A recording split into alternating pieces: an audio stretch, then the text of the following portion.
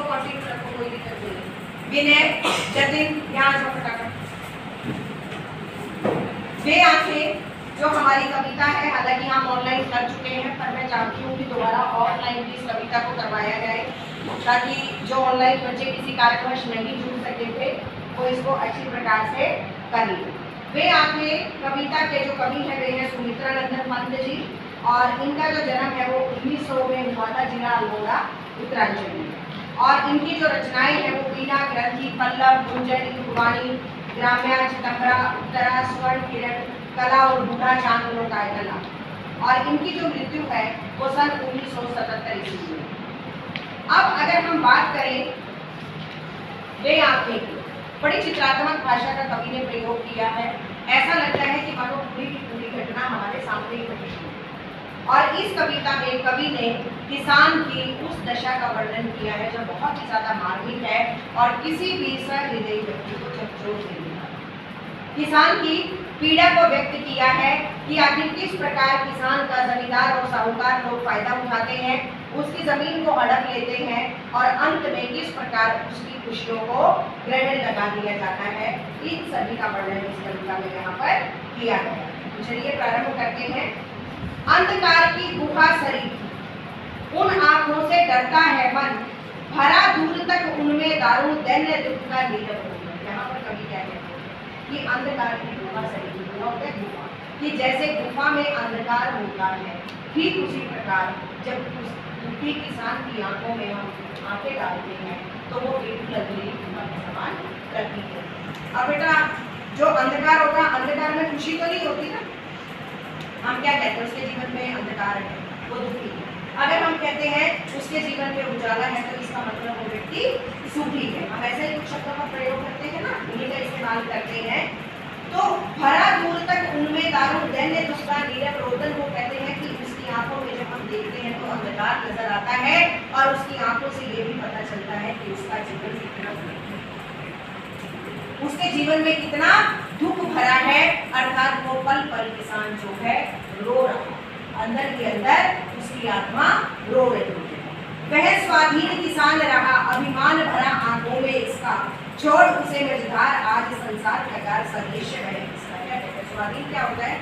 स्वतंत्र। वो किसान जिसका जीवन हमेशा ही स्वतंत्र रहा, लेकिन आज क्या है? छोड़ उसे मझधार। आप कहते हैं अभिमान भरा। बेटा जो व्यक्ति स्वतंत्र होगा, जो स्वाभिमानी होगा, तो उसकी आंखों में तो अभिमान भरा होगा। अभिमान तो घमंड वाला नहीं, बल्कि उसका स्वाभिमान कि मैं अपने आप कमाकर अपने जीवन को, अपने परिवार के सदस्यों को पाल पोस रहा। ठीक है।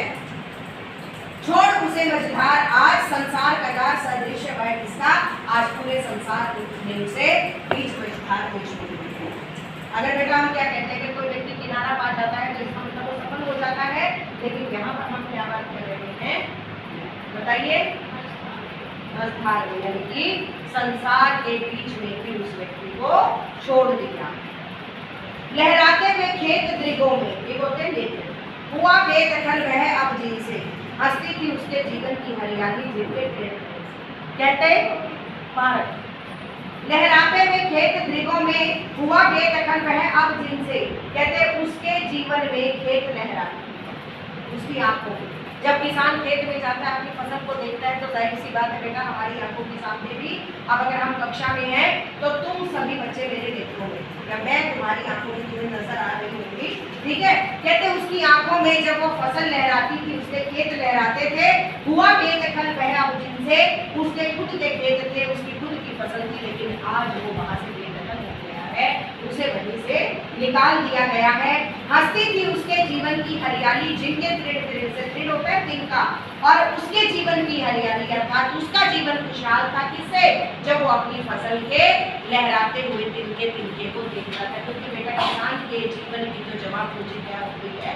उसके खेत, उसकी फसल। आंखों ही में घूमा करता वह उसकी आंखों का तारा, कारकूनों की लाठी से जो गया जवानी ही में मारा। कहते उसकी आंखों में घूमता था, उसकी आंखों का तारा। आंखों का तारा किसे कहा गया है? किसान के पुत्र को, उसके बेटे को। कारकूनों की लाठी से, कारकून होते हैं बेटा जो लाठी लेकर घूमते, जो बाहुबली शब्द का हम प्रयोग करते हैं कि वो लठैतों की लाठी से मारा गया। जवानी में ही उसको मार दिया। यहाँ तक आगे बात समझ में? मैं फिर भी एक बार रिपीट कर देती हूँ कि जब हम दुखी किसान की आंखों में झांकते हैं तो बिल्कुल उसके जीवन में गुफा के समान अंधेरा नजर आता है। उसकी आंखों में झांकने से हमें पता चलता है कि किसान कितना ज्यादा दुखी है। वो कभी अपने उसके जीवन में हरियाली थी, उसकी फसल को देखकर उसकी आंखों में फसल लहराया करती थी, लेकिन क्या हुआ उसकी फसल के साथ? उस व्यक्ति को उसके खेतों से बेदखल कर दिया गया जमींदारों के द्वारा, और उसकी आंखों का जो तारा था, जो उसका पुत्र था, जो उसके जीवन का एकमात्र सहारा था, उसे भी डकैतों के द्वारा लाठी से जवानी में ही मार दिया गया। बिका दिया घर द्वार, महाजन ने न ब्याज की कौड़ी छोड़ी, रह रहे आंखों में चुभती वह, कुर्क हुई बरखों की। क्या कहते हैं? उसका घर द्वार बिका दिया। अब वो कहते हैं ना, ब्याज पे ब्याज, ब्याज पे ब्याज, किसान को बेचारे को मार डाला। पैसे पर पैसा, पैसे पर पैसा वो भुगतता गया और उसका घर द्वार बिल्कुल बिक गया। महाजन ने न ब्याज की कौड़ी छोड़ी, जो उसके ऊपर ब्याज लगा हुआ था, जो महाजन था, जो साहूकार था, उसने क्या किया? ब्याज पर ब्याज लगाता गया और उसकी गरीबी का भी जो है बिल्कुल तरस नहीं आया उसे, और उसने ब्याज की एक कौड़ी भी नहीं छोड़ी। रह रहे आंखों में चुभती है कुछ तो बरखों की जोड़ी है। बेटा, बैल का और किसान का आज बात अलग है कि ट्रैक्टर ने इसका स्थान ले लिया है, लेकिन बैलों का और किसान का या किसी भी प्रकार का पशु का कहे तो इनका परस्पर बहुत गहरा संबंध है, बहुत गहरा नाता है। तो क्या कहते हैं कवि कि उसकी आंखों में बार बार वो बात चुभती है कि कुर्क हुई थी उसके बरखों की, उसके बैलों की नीलामी कर दी गई साहूकार के द्वारा, क्योंकि उसे साहूकार का ब्याज चुकाना था। उजरी उसके सिवा किसे कब पास तुम्हारे आने देती। उजरी उसने अपनी गाय का नाम रखा हुआ है कि जब तक वो उसका दूध नहीं दूधता था वो किसी और को बात भी नहीं बनाती, अपने पास उसके सिवा किसी और को आने भी नहीं देती थी। आंखों में नाचा करती, उजड़ गई जो सूखी खेती। अपनी गाय और बैल को देखकर जो किसान खुश हुआ करता था, आज उसके जीवन की जो खुशहाली उजड़ गई। उसके जीवन की जो खुशहाली थी वो तबाह हो गई है। और किसके द्वारा तबाह कर दी गई है? साहूकार के द्वारा। क्योंकि इस तरीके के एमसीक्यूज भी आप लोगों से पूछे जा सकते हैं। उसकी गाय का क्या नाम था? उजरी। और किसको नीलाम कर दिया गया था? बैलों की जोड़ी को। जवानी में कौन मारा गया था? किसके द्वारा मारा गया था? बैलों के। ब्याज की कौड़ी किसके द्वारा नहीं छोड़ी गई? साहूकार या महाजन के द्वारा। वो आपके एमसीक्यूज के ऊपर डिपेंड करता है, ठीक है। और अगर आप किसान की आंखों में झांकते हो तो कैसा लगता है? अंधेरी गुफा के समान या बिल्कुल अंधकार नजर आता है। बिना दवा दर्पण के घड़ी, घड़ी यानी कि पत्नी, स्वर्ग चली आंखें आती पर। कहते जब वो अपनी पत्नी के बारे में याद करता है कि बिना दवाई के उसकी पत्नी जो है वो चल पड़ी, अर्थात उसकी मृत्यु हो गई, उसके पास इतना भी पैसा नहीं था कि वो उसका इलाज करवा सकता। देख रेख के बिना दूध मुही बिटिया 2 दिन बाद गई मर। कहते कि जब उसकी माँ चल बसी है, बेटा किसी बच्चे की माँ चल बसेगी, 2 दिन की बच्ची है जो दूध पीती है अपनी माँ का, जब उसको कोई दूध ही नहीं पिला सकेगा। मैं देती हूँ आपको बाद में कि जब उसे कोई दूध ही नहीं पिला सकेगा तो क्या होगा? मर जाएगा बच्चा, कोई उसकी देख रेख नहीं कर पाता। तभी तो कहते हैं बेटा, माँ तो अपने बच्चों की देख रेख करने वाला दूसरा भगवान होता है, जो अपने बच्चे को 9 माह के गर्भ में रखती है और फिर उसे पालती पोसती है। तभी हम कहते हैं कि हमेशा अपने माँ बाप का सम्मान किया करो। पिता लालन पालन करता है, और कभी अपनी माँ से पूछ कर देखना, आप सभी में बड़े हो गए हो, सब भाइयों पढ़ते हो कि जब माँ अपने बच्चे को पैदा करती है तो उसका दूसरा जन्म होता है, क्योंकि ये एक माँ ही समझ सकती है कि कैसे उसने 9 माह तक कितनी को बेचैन रही है। हम माँ है बेटा, हमने बच्चों को पैदा किया है, हमें पता है कि जब माँ गर्भ में अपने बच्चे को रखती है तो वो 9 माह तक कितनी बेचैन रहती है कि ना उसे उठते बनता है, ना उसे बैठते बनता है, ना उसे ढंग से खाने पीने से बनता है। और फिर जब वो अपने बच्चे को पैदा करती है तो भी ये मान लीजिए कि उसके सिराने पर कफन रखा जाता है। आप सुनते हो बहुत सारी माँ बच्चे को जन्म देते हुए मर भी जाती है, ठीक है। तभी ये बात कही जाती है कि हमेशा अपने माता पिता का सम्मान करो, उनकी बातें मानो, क्योंकि माँ वो है जिसने दूसरा जन्म लेकर और पिता वो है जो जीवन भर आपका लालन पालन करने के लिए हमेशा चिंतित रहता है। वो कैसे भी करेगा पर करेगा, ठीक है। देख रेख के बिना दूध हुई बिटिया 2 दिन बाद मर गई। जो बेचारी दूध पीने वाली उसकी बच्ची थी वो भी 2 दिन के बाद खत्म हो गई, मर गई। घर में विधवा रही पतोहू, लक्ष्मी थी यद्यपि पति खाते।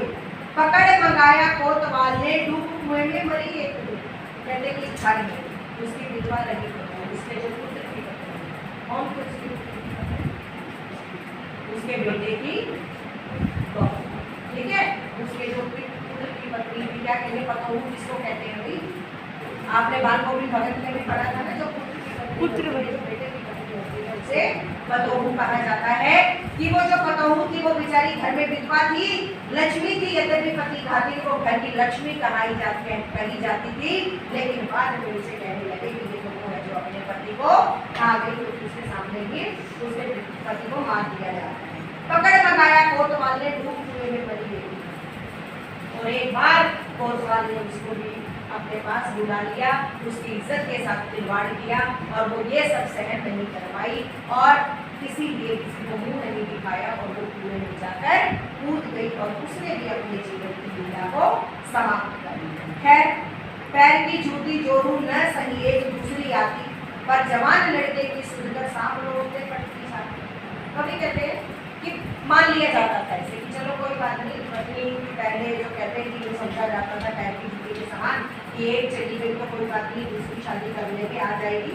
ये उस समय की बात बता रहे हैं। कभी कि ऐसा उसके मन में आया होगा, किसान के मन में, लेकिन कहते जब उसने अपने जवान लड़के की उसको याद आ जाती तो उसकी शादी करने वो इतना दुखी हो जाता, उसकी दुर्दान दशा थी कि जब उसे अपने बेटे की याद आती तो उसकी शादी करने क्योंकि बेटा तो वापिस नहीं आ सकता, ठीक है।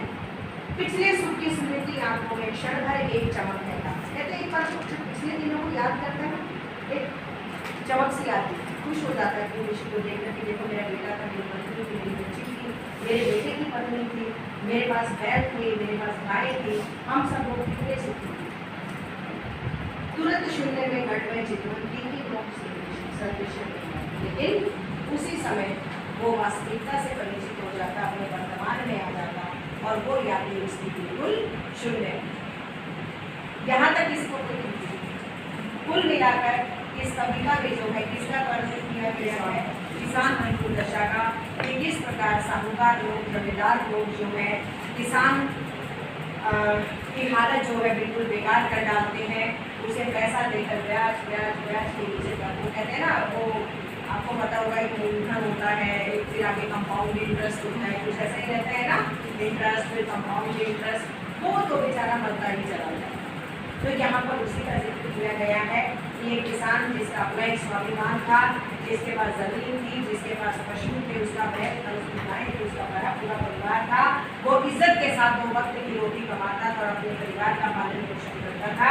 लेकिन जमींदार और साहूकार वर्ग से वो भी सहन नहीं हुआ और एक दिन उस बेचारे से सब कुछ छीन लिया गया, उसके पशुओं की नीलामी कर दी गई, उसके जवान बेटे को मार दिया गया, उसकी पुत्र वधू की जो है इज्जत नीलाम कर दी गई, जिसकी वजह से वो कुएं में मर गई और बिना दवा के उसकी दिन स्वर्ग चल बसी। और उसकी बेटी कैसे मरी?